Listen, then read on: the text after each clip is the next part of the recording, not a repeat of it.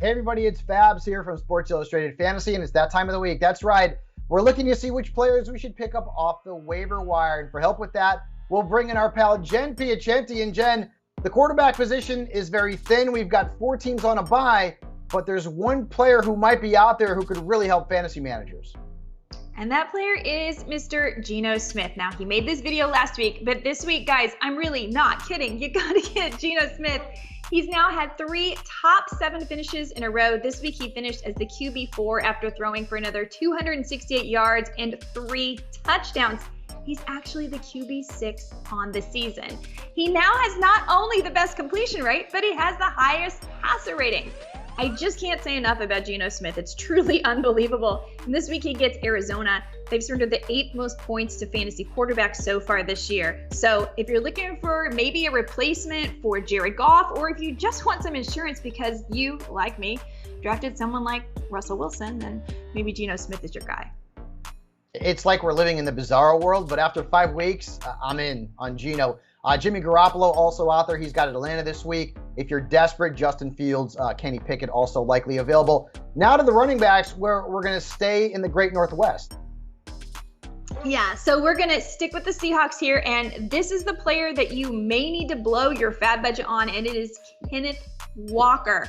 He's going to be taking over for Rashad Penny, who unfortunately has broken his leg. He got all the early down work after Penny left the game. We know the talent, and we know how the Seahawks like to use the run game. The next 2 weeks, he gets the Cardinals and the Chargers. After that, it gets a little bit more tricky. It's a tough schedule, but with Geno Smith playing so well, look, that even opens up more opportunities for the run game. Don't worry too much about the fact that DJ Dallas is going to be the pass-catching back because, listen, the Seahawks don't throw to the running backs anyway. So blow your budget, spend it on Ken Walker. Some other running backs. Eno Benjamin. Remember, James Conner and Darrell Williams both got hurt last week in that Cardinals backfield. Eno's got a great matchup against Seattle. Mike Boone could be floating around out there, and Brian Robinson as well. Now, we move on to the wide receivers, and we've seen some rookie wide receivers put up pretty good numbers so far this year, but this player in particular has not popped until now, Jen.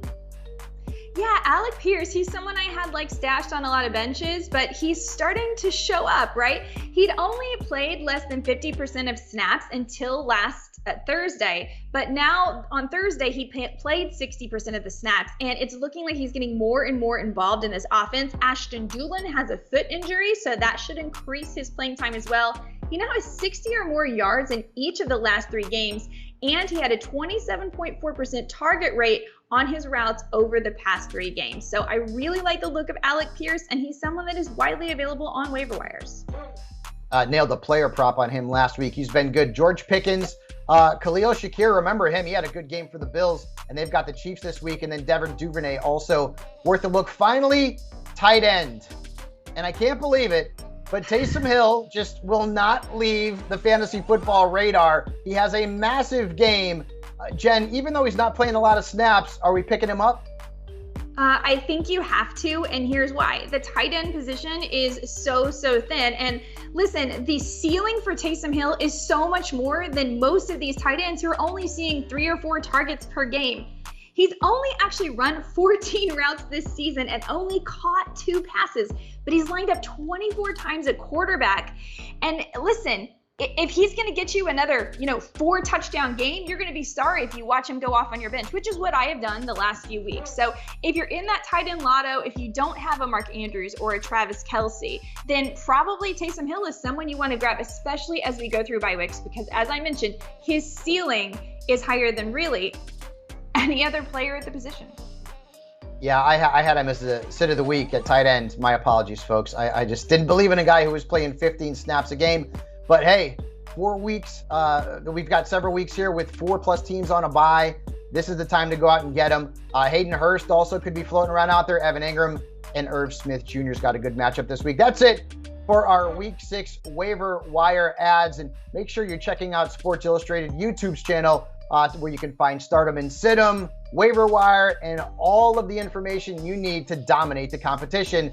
Hit that subscribe button now.